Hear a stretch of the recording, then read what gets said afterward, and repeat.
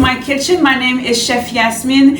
Bienvenue. Listen, tonight is Symphony Night with the Virginia Symphony, and I cannot wait. And before I head out, I figured I'd get my groceries out of the way and get this recording done because tomorrow we are meal prepping. Now listen, many of us love good food, but struggle if our schedule is too tight. And if it's you, if you're on a budget and you're working all the time, one pot meals on the weekends is the answer for you.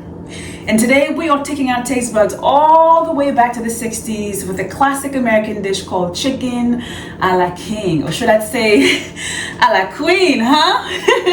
It's made with a mild cream sauce with sherry, with lots of herbs and vegetables, and easy prep, easy cleanup, and for good measure, we're gonna pair it together with buttermilk biscuits. Now, as always, I wanna thank Food Lion and Grand International Market because it's always a pleasure shopping with you all, okay? All right, I'm gonna put the rest of my groceries away, and I will see you in the next video. The symphony awaits. Messieurs, dames, restez là.